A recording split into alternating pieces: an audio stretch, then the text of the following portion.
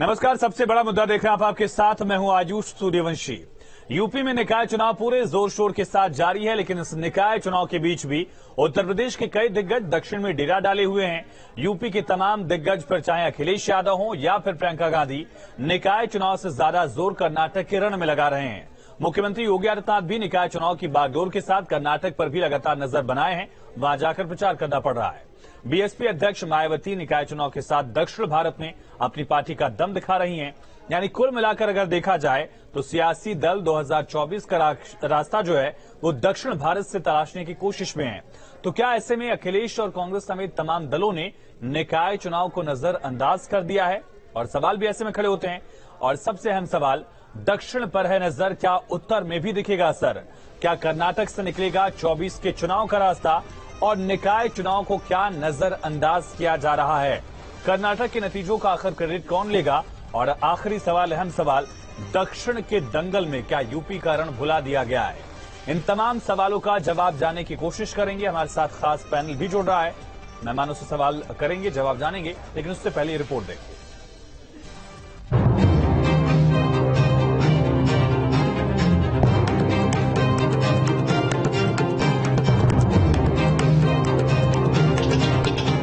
Double engine की सरकार को आप ट्रिपल इंजन बना दीजिए। यूपी के डिप्टी सीएम प्रदेश में बीजेपी की ट्रिपल इंजन की सरकार की बात कहते हैं। उत्तर प्रदेश के मुख्यमंत्री योगी आदित्यनाथ का भी कमोबेश कुछ ऐसा ही मानना है। आप सबसे नगर निकायों में ट्रिपल इंजन को देने की अपील करने के लिए आया हूं। तो यूपी में निकाय चुनाव के बीच शहर की सरकार भले ही दांव पर लगी है, लेकिन दिग्गजों की नजर दक्षिण की गद्दी पर भी है। यहां से लेकर प्रधानमंत्री मोदी तक ने मोर्चा संभाल रखा है और यूपी के मुख्यमंत्री योगी आदित्यनाथ भी कर्नाटक में भगवा ब्रिगेड का झंडा संभालकर आगे बढ़ रहे हैं। अलग अलग राज्यों के नेता विधानसभा के चुनावों में अलग अलग राज्यों में प्रचार करने के लिए जाते हैं, विशेष करके उत्तर प्रदेश के मुख्यमंत्री योगी आदित्यनाथ जी। कर्नाटक में कमल खिलाने का बीड़ा बीजेपी ने हर बड़े नेता को सौंप रखा है। सीएम योगी आदित्यनाथ भी इस प्लान का हिस्सा है, जो रोड शो और जनसभा के जरिए चुनाव मैदान साध रहे हैं।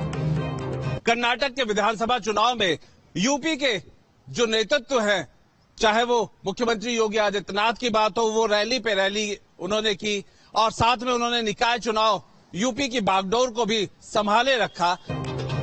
यूपी के निकाय चुनाव में पूरी ताकत के साथ लड़ रही बीएसपी भी कर्नाटक में ताल ठोक रही है। बीएसपी की अध्यक्ष मायावती का कर्नाटक दौरा इस बात का सीधा संदेश था कि दक्षिण के मुकाबले में बीएसपी अपनी ताकत का एहसास करवाएगी। यूपी में बस निकाय चुनाव है और कर्नाटक में विधानसभा चुनाव, और यही वजह है कि बीएसपी की सुप्रीमो मायावती कर्नाटक के चुनाव के दौरे पर है रही और वहां पर अपने पार्टी को, अपने कैडर को मजबूत करके कर्नाटक के चुनाव में अपना असर दिखाना चाह रही हैं।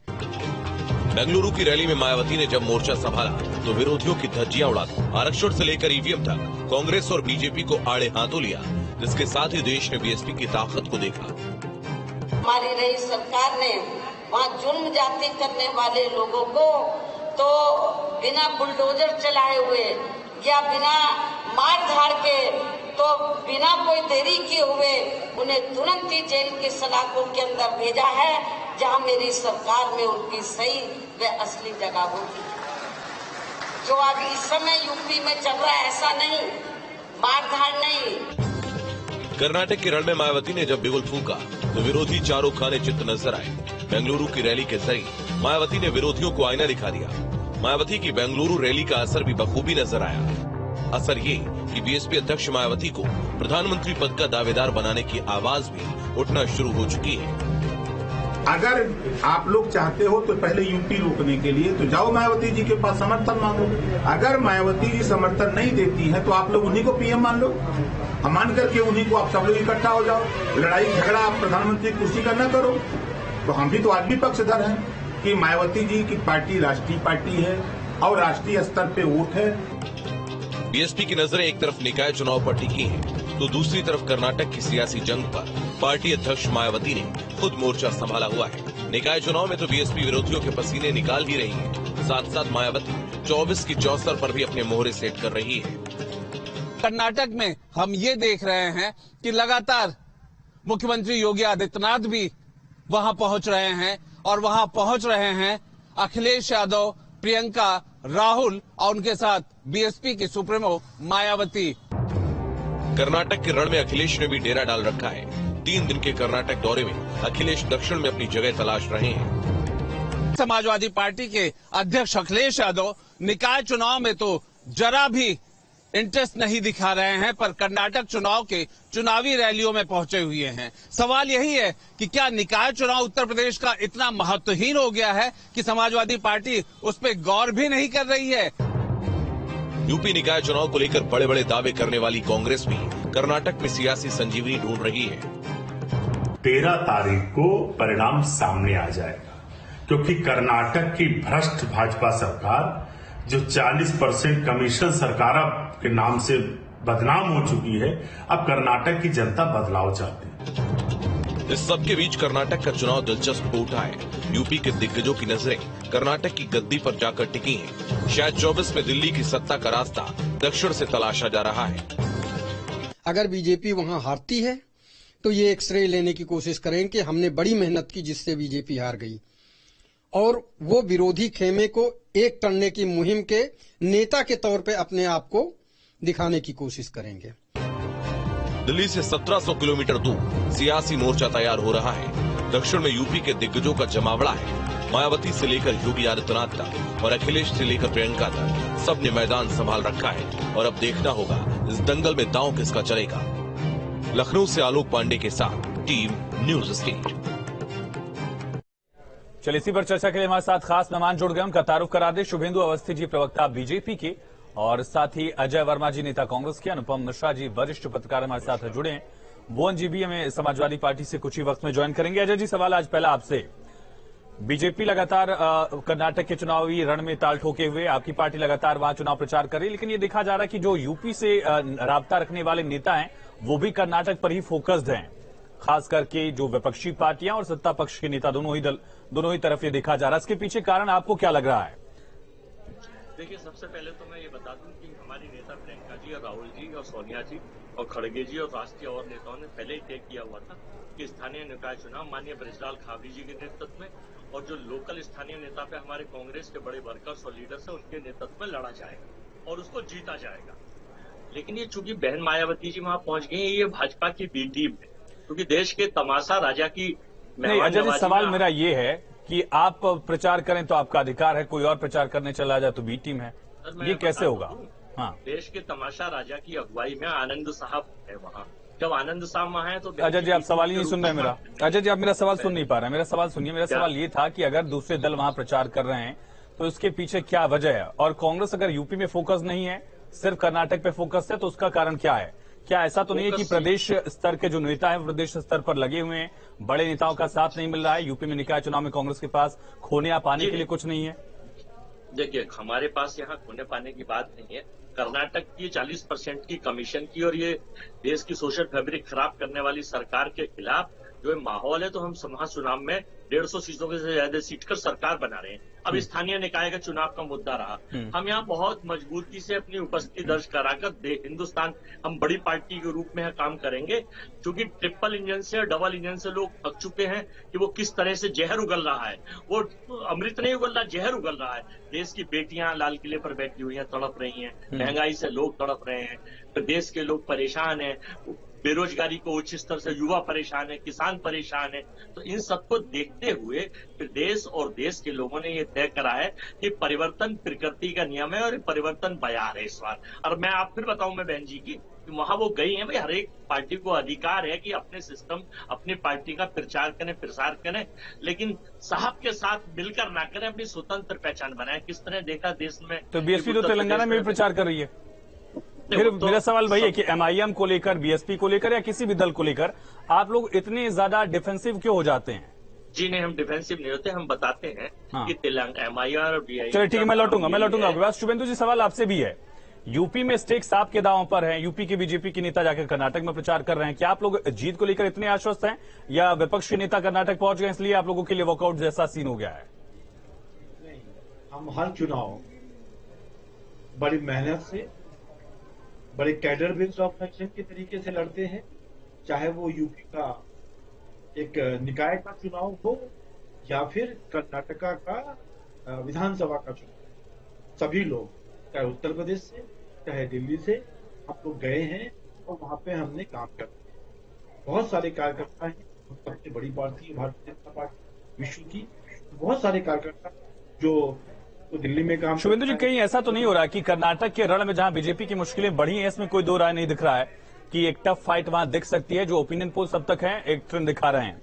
ऐसा तो नहीं कि विपक्ष के नेता जाकर वहां से 24 का एक रास्ता अख्तियार करने की कोशिश कर रहे हैं, क्योंकि विपक्ष ये जानता है कि गेटवे ऑफ साउथ कर्नाटक, अगर वहां से बीजेपी किनारे होती है सत्ता से, तो फिर अगला नंबर तेलंगाना का होगा और बाकी राज्यों में अभी उतनी पैठ आपकी नहीं बनी है। 24 के लिए कहीं तैयारी तो नहीं है। विपक्ष का मतलब आपका क्या कांग्रेस है, जेडीएस है, आम आदमी पार्टी है, ममता बनर्जी है, खुद बिखरा हुआ विपक्ष हमको कहीं भी चैलेंज नहीं कर सकते। हम अपने चुनाव को, अपने वादों को, अपने विश्वास को, मोदी जी के कामों को, वहां की लोकल सरकार को, वहां की लोकल कार्यकर्ता को और उसके बाद बजरंगबली को नमन करते हुए आगे। अनुपम सर, क्या वजह है कि विपक्षी पार्टियां भी और सत्ता पक्ष के भी जो नेता हैं वो कर्नाटक के चुनाव पर इतने ज्यादा फोकस्ड हैं? अखिलेश यादव 3 दिन के दौरे पर कर्नाटक पहुंच जाते हैं, इसके पीछे क्या रणनीति दिखती है? लगभग 15-17 सीटें हैं जहां समाजवादी पार्टी पुरजोर कोशिश कर रही है, उम्मीदवार उतरे हैं, लेकिन स्टेक समाजवादी पार्टी के ज्यादा कहां हैं? वो यूपी के निकाय चुनाव में या कर्नाटक के विधानसभा चुनाव में? देखिए, उत्तर प्रदेश के निकाय चुनावों में सपा के बहुत स्टेक्स पे नहीं मानता। अगर आप पिछली बार का निकाय चुनाव देखें तो 16 के 16 नगर निगम वो हार गए थे, उनके 0 पे आए। इस बार भी उनकी हालत बहुत अच्छी नजर नहीं आ रही है, मुसलमानों से नाराज हुआ है, चिटका हुआ है। लेकिन जहां तक कर्नाटक का सवाल है, तो इस साल आप देखें 2024 में जो लोकसभा चुनाव हैं, उसके पहले जो बड़े बड़े चुनाव होने, राजस्थान में होना है, मध्य प्रदेश में होना है, छत्तीसगढ़ में होना है, उन सब जगह बीजेपी मजबूत नजर आ रही है। अगर कहीं पे बीजेपी आपको सारे पॉलिटिकल सर्वेज में जितने ओपिनियन पोल हैं उन सब में अगर भाजपा कहीं हारती हुई नजर आ रही है तो कर्नाटक सारे ओपिनियन पोल यही कह रहे हैं। प्लस वहां पे आपने देखा येदियुरप्पा का जाना हुआ, एक नए मुख्यमंत्री का आना हुआ। आज आपने देखा लिंगायत फोरम ने बाकायदा कांग्रेस को अपना सपोर्ट डिक्लेयर कर दिया। तो ऐसे में भाजपा वहां पे घिरी हुई। अब इस भाजपा की हार का क्रेडिट लेना हर आदमी चाहता है। आप देखिए, गांधी परिवार पूरा वहां इतने लंबे समय से कैंप कर रहा है। बहुत दिनों बाद आपको वहां पे राहुल गांधी और प्रियंका गांधी साथ में प्रचार करते मिल रहे हैं और गली गली जा रहे हैं। तो ऐसे में भारतीय जनता पार्टी की संभावित हार को देखते हुए पूरा विपक्ष, कारण है 2014 से भाजपा, लेकिन सर एक अच्छा नजरिया आपका है इसको लेकर और बिल्कुल इत्तेफाक रखता हूं, लेकिन एक नजरिया और दिखता है कि इन सारे राज्यों में जहां चुनाव होने वाले हैं वहां कांग्रेस जो है वो लगभग या फर्स्ट पोजीशन में या सेकंड पोजीशन में है, और अखिलेश यादव जैसे दल ये चाहते हैं कि 24 के लिए बार्गेनिंग की जब स्थिति आए तो उनकी स्थिति भी थोड़ी बहुत रहे। क्या ये भी एक पर्सपेक्टिव है? देखिए, अखिलेश यादव लगातार जब से गुजरात में एक सीट जीते हैं वो लगातार अपनी पार्टी को एक नेशनल पार्टी बनाने का प्रयास कर रहे हैं। लेकिन जहां तक बसपा की बात है, इस पे मैं हमेशा एक एग्जाम्पल देता हूं कि जब आजमगढ़ में बहुजन समाज पार्टी लड़ती है, गुड्डू जमाली लड़ती है, तो कहते हैं साहब हम इसलिए हार गए क्योंकि बसपा लड़ी। उसी के साथ रामपुर में बसपा नहीं लड़ती तो कहते हैं साहब हम इसलिए हार गए कि बसपा नहीं लड़ी, उसका वोट भाजपा को ट्रांसफर हो गया। यानी बसपा लड़े तो सपा हार रही है और बसपा न लड़े तो सपा हार रही है, इसका कोई मतलब नहीं है। जहां तक अखिलेश यादव की बात है, जब पिछली बार राहुल गांधी उनके तंज करके गए थे कि उत्तर प्रदेश के बाहर आपका कोई आधार ही नहीं है, उसके बाद आप देखें अखिलेश यादव लगातार बाहर के दौरे कर रहे हैं। हालांकि ये बात थोड़ी सी अजीब इसलिए है क्योंकि पूरे उत्तर प्रदेश में ही अगर आप वेस्टर्न यूपी में देखें तो जयंत चौधरी उनका साथ छोड़ते हैं। उनका मानना है कि वेस्टर्न यूपी में अखिलेश यादव की कोई प्रेजेंस नहीं। ऐसे में कर्नाटक, गुजरात, तो ये अगर समाजवादी पार्टी की प्रवक्ता जोड़ते तो मैं उनसे सवाल करता, लेकिन आप ही समझाइए इसे दर्शकों को कि आखिर क्या वजह है कि अखिलेश यादव यूपी छोड़कर कर्नाटक में स्थिति मजबूत कर रहे हैं, 24 का रास्ता देख रहे हैं, तीसरे मोर्चे का ख्वाब है या फिर कोई और रणनीति? पिछली बार खड़े किए थे समाजवादी पार्टी ने 20 और 20 के 20 की जमानत जब्त। तो अब ये मतलब इस तरह का सिर्फ ये कहना है कि मैं कर्नाटक से मैं पढ़ा हूँ, मैं वहां पे कॉलेज में रहा हूँ, इसलिए मेरा कर्नाटक से लगाव है और इसलिए मुझे कर्नाटक में वोट मिलेगा, ये बात हमको आपको नहीं समझ में आती, जनता को कैसे समझ में आएगी। लेकिन हाँ, अब एक नया चलन शुरू हुआ है जिसमें आपने देखा है ममता बनर्जी हर राज्य में जा रही है। आपको भी मालूम और हमको भी मालूम कि ममता का कितना वोट कहाँ है। लेकिन एक असहज सा गठबंधन हर जगह नजर आता है क्योंकि जितने तार्किक गठबंधन थे वो सारे फेल हो चुके। महागठबंधन फेल हो चुका, कांग्रेस से फेल हो चुका, बसपा से फेल हो चुका, जयंत चौधरी से फेल हो चुका, यहाँ तक कि राजभर से फेल हो चुका। और अब तो आपने देखा है कि अपना दल भी, पल्लवी पटेल के अपने बयान में अपना दल भी इनके साथ आपको आता नजर नहीं आ रहा। ऐसे में ये चारों तरफ एक हाथ मारने का प्रयास है जिसका बहुत ज्यादा सिला मिलते कम से कम मुझे नजर नहीं। राजा जी, बहुत छोटा सा सवाल और स्पेसिफिक सा सवाल पे ही रहिएगा। समाजवादी पार्टी ने रास्ते साफ कर दिए, रायबरेली में आपके खिलाफ उम्मीदवार उतारेंगे, तेवर और तैयारी दोनों से दिख रहा है। क्या समाजवादी पार्टी कांग्रेस के खिलाफ इतनी जोर शोर से प्रचार करके दिखाना चाहती कि अगर बीजेपी हारती है तो उसमें क्रेडिट समाजवादी पार्टी का भी होगा? 24 की लड़ाई में तीसरे मोर्चे की मजबूती भी देख रहे हैं आप? देखिए, ये तो समाजवादी पार्टी की अपनी चुनावी रणनीति है, उनका अपना इंटरनल मामला है। वो अपना क्या कर रहे हैं, कैसे कर रहे हैं, मतलब ये गुंजाइश, ये कांग्रेस की तरफ से गुंजाइश रखी गई है कि अखिलेश यादव कांग्रेस के खिलाफ बोलते रहे, लेकिन कांग्रेस जो है वो समाजवादी पार्टी को साथ लेकर चलने या फिर ऐसी गुंजाइशों पर विचार करती रहेगी जैसे मथुरा में हमने देखा? हमारी रणनीति यह है कि हम तो देश हित में, राष्ट्र हित में और देश का जो देवतुल्य वोटर है उसके साथ देश की जन समस्याओं पर, जनता की समस्याओं पर और सरकार की जो गलत नीति, नियत और सरकार की जो फेलियरिटी है, हम तो उस मुद्दे पर चुनाव लड़ते हैं। वही मुद्दे तो अखिलेश यादव के भी हैं। देखिए, उनकी अपनी रणनीति मैं तो अपनी बता सकता हूँ, उनके प्रवक्ता आपको बताएंगे। अब उनको अधिकार है वो कर्नाटक जाएं या वो आंध्रा जाएं, तेलंगाना जाएं, लेकिन हमने ये तय कर लिया है कि जो 6 स्टेटों में है, आप ये देखिए इन 6 स्टेटों में, 6 की 6 स्टेटों में, क्योंकि ये चोरी की सरकार थी, इन्होंने चुराई थी। कर्नाटक की सरकार भी हमारी चुनी सरकार चुराई, और आप मध्य प्रदेश की सरकार भी चुनी चुराई, और राजस्थान भी प्रयास इन्होंने करा कि लोटस, ऑपरेशन लोटस से जिस तरह से हालात देश के बिगाड़े इन्होंने, तो किस तरह से माहौल बिगाड़ते पूरे देश को पता है। तो ये ऑपरेशन लोटस एक्चुअली में, सही बात अभी मेरे भाई कह रहे थे कि ये बजरंग बली, एक्चुअली में ये बजरंग दल के उपासक हैं और हम बजरंग बली के उपासक हैं। बजरंग दल का काम, कभी पुलिस इंस्पेक्टर का आपने देखा हत्या होती है सुबोध की गुलाबटी में, कभी बैन होता है, कभी कुछ होता है। तो देश को अगर बजरंग दल के उपासक चलाएंगे तो इस देश में फिर गॉडसे का पुनर्जन्म होगा, महात्मा गांधी की फिर हत्या होगी। इसीलिए मैं कहना चाहता हूँ, बेटियां सड़कों पे बैठी हैं, बेरोजगार सड़कों पे हैं, किसान पिट रहे हैं, और आप केवल साहब रोड सभा करने में, जनसभा, जनता के टैक्स का पैसा। ठीक है, शुभेंदु अवस्थी जी, अजय वर्मा के सवालों का जवाब दीजिए, लेकिन साथ ही बताइए क्या ये विपक्षी मोर्चेबंदी की कोशिश आपको नहीं दिखती है 24 के लिए? और क्या निकाय चुनाव में इससे आपका रास्ता कठिन या आसान क्या हुआ है?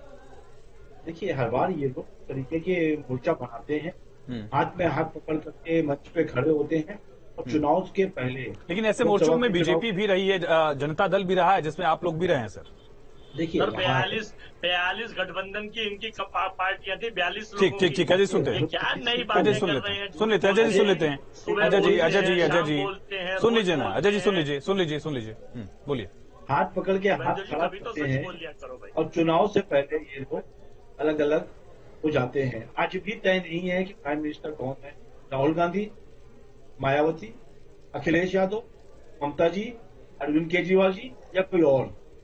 इतने बड़े प्रश्न को लेकर जब एक नहीं हो सके तो ये एक कैसे होंगे लोकसभा के चुनाव? अपनी अपनी मजबूरी है। सबको लगता है कि हम किस तरीके से अपने पारिवारिक पार्टी को बढ़ा लें, चुनाव में दिखते रहें, शक्ल दिखाए आए जाके। अखिलेश यादव जी यूपी में ही संदर्भ में नहीं रहते हैं तो कर्नाटका में क्या रहेंगे? मायावती की नींद खुली है, अब वो कर्नाटक में नहीं है, चुनाव से 15 दिन पहले, से पहले 2.5 साल से 4 साल में एक बार नहीं गई ना मायावती। शुभेंदु जी सवाल पे आइए ना, कि 24 के लिए तीसरा मोर्चा दिख रहा है, विपक्षी एकता दिख रही है, क्या दिख रहा है? और रही बात गठबंधनों की, तो अजय वर्मा जी कह रहे हैं कि तो आपकी पार्टियां भी जो सहयोगी दल हैं या तो साथ है या तो साथ छोड़कर जा रही है, चाहे अकाली दल हो, शिवसेना हो या फिर जेडीयू हो। मेरा तो ये कहना है, झारखंड, आप कितने स्टेटों के नाम? ठीक है अजय जी बोलिए। अजय जी, सवाल पूछने का मेरा काम, उनको जवाब देने बनाने की क्षमता रखते हैं और हमारी विचारधारा राष्ट्रवादी विचारधारा है, तो साथ जो लोग जुड़ते हैं उनको साथ निश्चित करते हैं। और इसमें अजय जी आपको कहीं खतरा नहीं लगना चाहिए।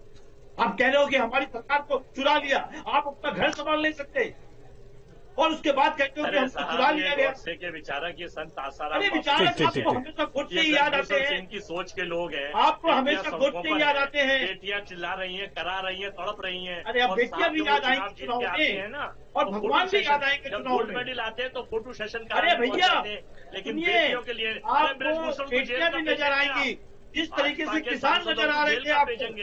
ये देश भैया महिलाएं जरूर जाएंगे, मांगो, आप राष्ट्रद्रोही हैं, आप राष्ट्रद्रोही हैं, आप महिला द्रोही हैं, ये चुनावी दौर महिलाओं है, के खिलाफ है, ये आप बेटियों चुनावी के दौर खिलाफ है। है। आपका जो नारा ये है चुनावी बेटी दौर बचाओ है। बेटी पढ़ाओ, ये खोखला नारा चुनाव है। होगा, ये देश की बेटियां सुरक्षित नहीं है, तरीके के भारत आंदोलन की होंगे, बेटियां सुरक्षित चाहे नहीं किसान है, आंदोलन ये हो, हिंदुस्तान की चाहे बेटियां कोई आपके राज्य आंदोलन में हो। सुरक्षित नहीं है। ये बेटियां तड़प रही हैं और देश के तुम्हारे दिल राज्य दिल्ली में में रो रही है कितनी सड़कों पर। बेटियां- चलिए ठीक है, क्या हुआ? ठीक। अनुपम सर, सवाल यहां पर ये, क्या आम आदमी पार्टी ने भी एक नया ट्रेंड सेट किया है? जिस तरह से हमने उसका उभार देखा, वो भी एक कारण है। दूसरा कारण क्या ये भी हो सकता है कि निकाय चुनाव में बीजेपी जब सत्ता में नहीं थी यूपी में, तभी उसके बेहतर रिजल्ट्स रहे हैं। वो पैटर्न देखकर भी बाकी दलों को पता है कि बहुत ज्यादा पाने के लिए कुछ नहीं है।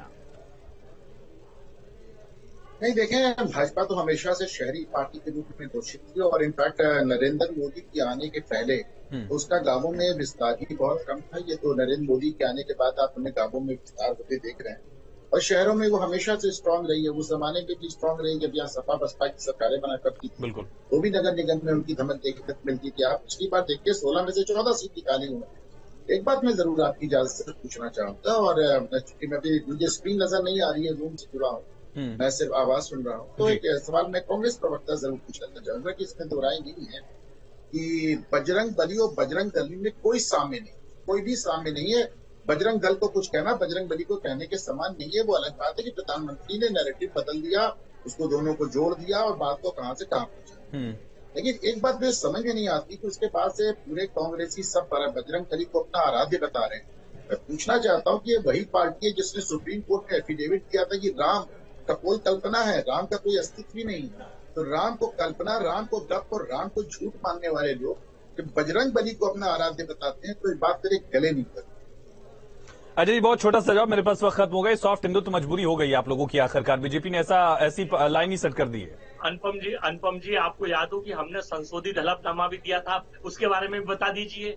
और इनके केंद्रीय मंत्री जितेंद्र सिंह खड़े होके राम सेतु को नकारते हैं देश की सबसे बड़ी पंचायत में। तो असली राम विरोधी तो ये है, असली नकली हिंदू तो ये है। चलिए ठीक है, बस 20 सेकंड शुभेंदु जी आपको दे पाऊंगा। राम को कितनी लड़ाई और क्या कर्नाटक से 24 का रास्ता भी निकलेगा? आर्मी को पॉलिटिसाइज करते हैं, आर्मी के नाम पे वोट मांगते हैं। सुन लीजिए अजय जी, 10 जवान मर गए, मर नहीं गए, शहीद हो गया अजय जी। हाँ ठीक, ये कह रहा हूँ, जिस तरीके से बाकी राज्यों में हम सरकार बनाते आ रहे हैं, कर्नाटका में भी हमको बड़ा भरपूर सपोर्ट है। और चलिए ठीक है, अपने अपने दावे में बहुत शुक्रिया आप सभी का इस चर्चा में जुड़ने के लिए, अपनी बात रखने के लिए। तो दक्षिण पर नजर, उत्तर में असर आखिर कितना होगा ये तो नतीजे बताएंगे कर्नाटक के भी और निकाय चुनाव के भी। लेकिन ये साफ है कि 24 की तैयारी भी विपक्षी दलों के साथ साथ बीजेपी के लिए भी है और निकाय के साथ कर्नाटक चुनाव के साथ साथ एक ऐसी श्रृंखला शुरू हो रही है जहां 24 के रास्ते पर अब लगातार कदम बढ़ाए जा रहे हैं। एक छोटे से ब्रेक के लिए यहां पर रुकते हैं।